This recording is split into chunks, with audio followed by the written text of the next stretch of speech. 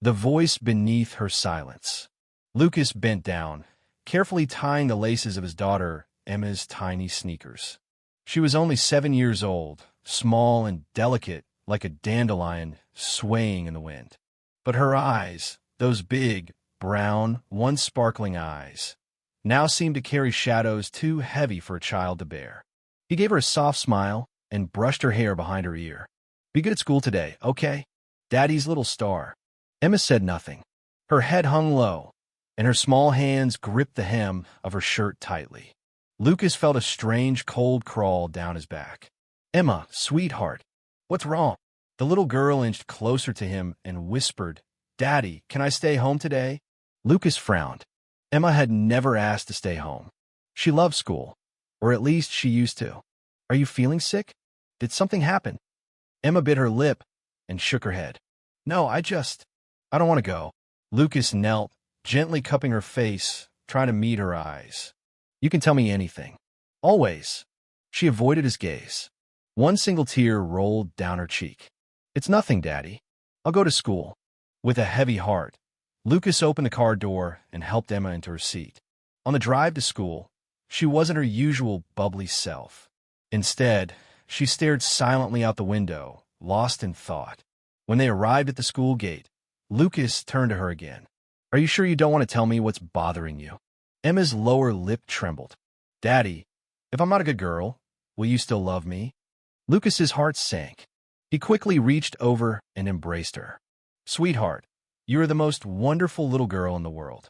I will always love you, no matter what." Emma clung to him for a moment. Her small shoulders trembled as she whispered, "I'm scared." Lucas gripped her shoulders gently. "What are you scared of?"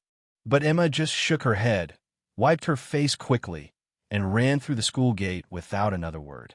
Lucas sat frozen in the driver's seat, unease settling deep in his chest.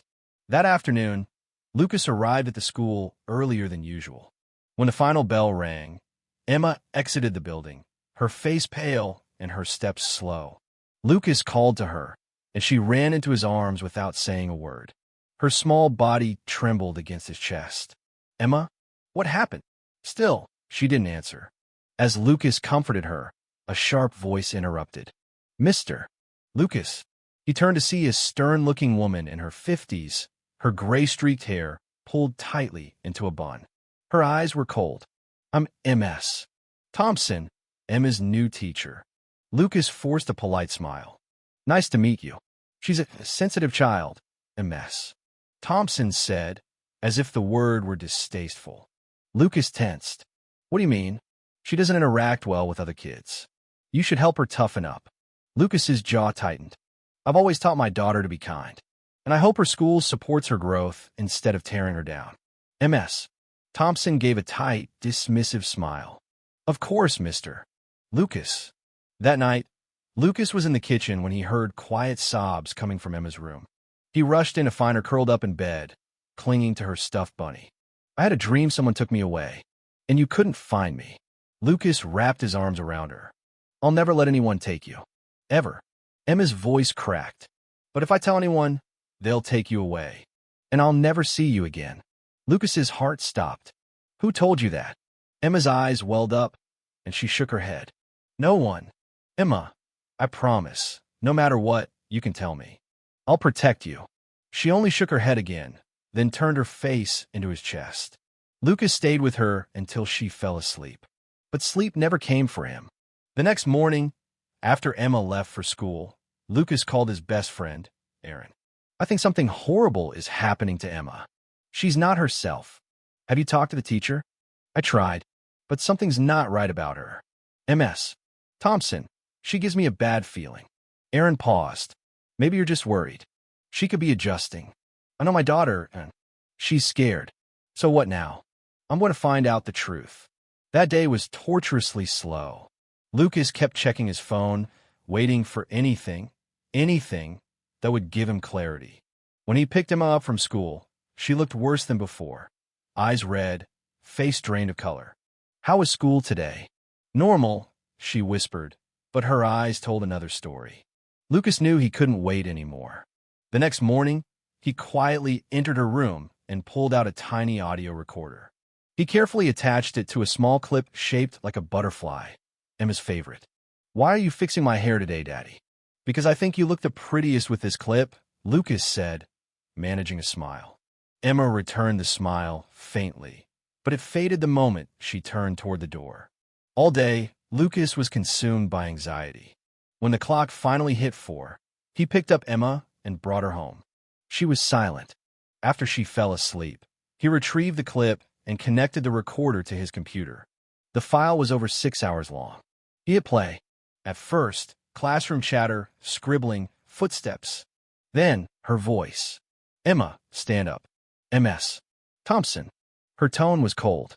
Not a trace of warmth. A scrape of a chair. Silence. "It's your turn today." Then a sharp, horrifying slap. Lucas froze. "You're useless. Just like your father. No one will ever love you." Tears streamed down his face. "Don't look at me like that. I've told you before." "I'm sorry." Emma's voice came through, choked and fragile. "Sorry, MS. Thompson spat. "Someone like you doesn't even deserve to say sorry." Then her voice lowered, dripping with venom.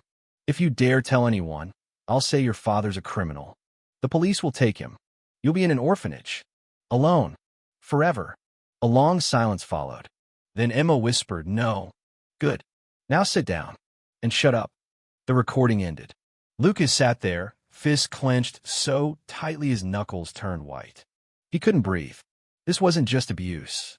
This was destruction. Of trust. Of childhood. Of spirit. He grabbed his keys and drove through the night to Aaron's house. His friend opened the door, startled. "She's abusing Emma. Threatening her. I have proof." "What are you going to do?" "I'm going to expose her." They stormed to the school principal's house and played the recording for him. At first, Principal Myers seemed annoyed by the late visit, until the audio began. Then his expression turned dark. Lucas stared him down. "Well, what now?" Principal Myers hesitated, then gave a smirk. "Do you really think this recording will hold up? Do you know who she's connected to?" Lucas's blood went cold. Aaron stepped forward. "What are you saying?" "She has powerful friends.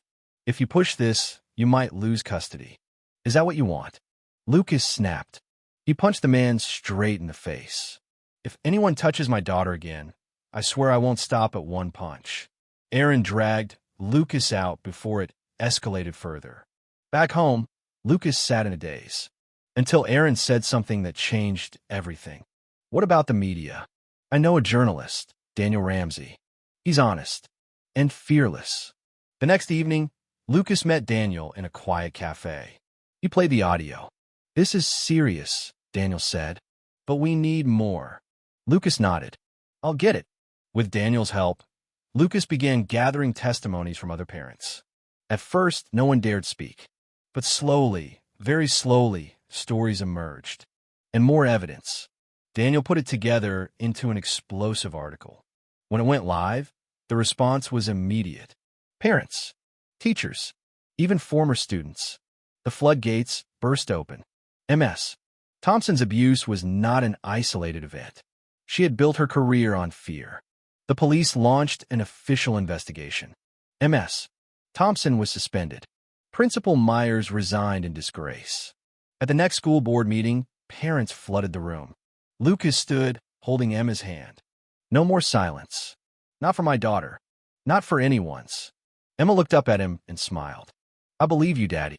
Lucas kneeled down and whispered, "I'll always protect you." And he meant it. With every heartbeat, he meant it. Forever.